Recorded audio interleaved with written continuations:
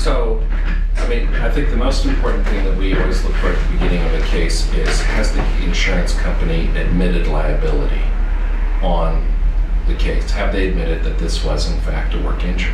And if they haven't, then we have to go to court and we have to prove that our client did suffer a work injury, and that whole fight is called compensability. And compensability is a very broad topic to explain. What one needs to understand is that in order to get the benefits that they're entitled to underneath the Workers' Compensation Act, is that they have to prove that they've injured themselves within the course and scope of their employment. Sounds simple, right? Sounds simple. Absolutely.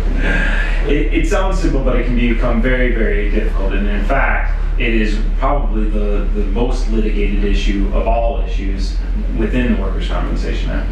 Because according to Workers' Compensation, the division's own audit, insurance companies deny 1/3 of the claims that come in.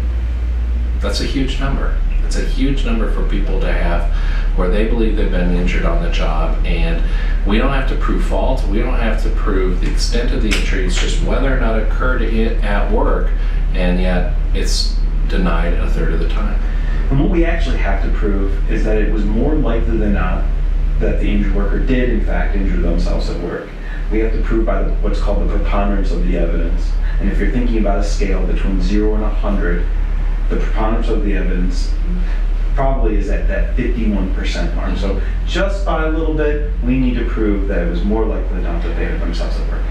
But how many times have you talked with a client and they're like, oh no, my case isn't denied, and you're looking at the piece of paper which says notice of contest, right? And they're saying, no, it's not denied, they're sending me to the doctor.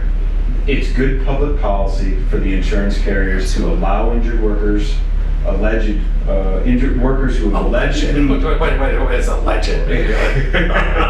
Injured workers to seek treatment upon asking for treatment. Mm-hmm.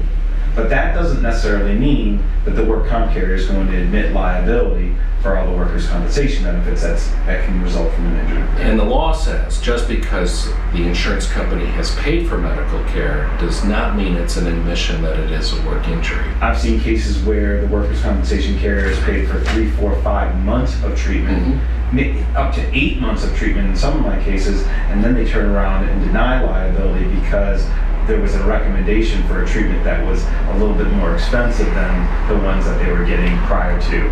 I can beat you on that. I had a client who treated for 1.5 years, placed at maximum medical improvement, given an impairment rating, and then that's when the notice of contest came.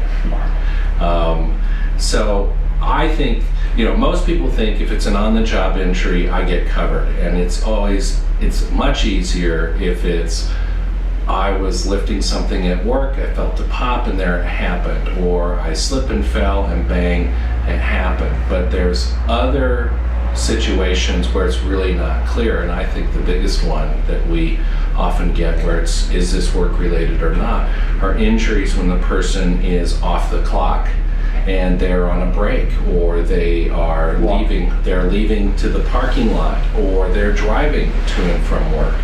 And the rules are incredibly complex and sometimes contradictory.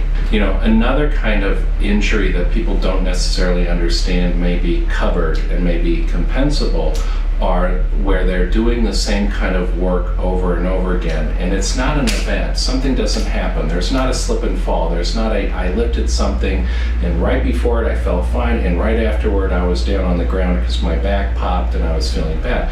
But there's also something called occupational diseases. Occupational diseases are definitely compensable injuries that one does suffer from work, just like what you said. They get them from doing repetitive things at work. They get them from being exposed to different toxins at work, that maybe one exposure doesn't cause a problem. However, being in the work environment for weeks on end, months on end, years on end, they develop some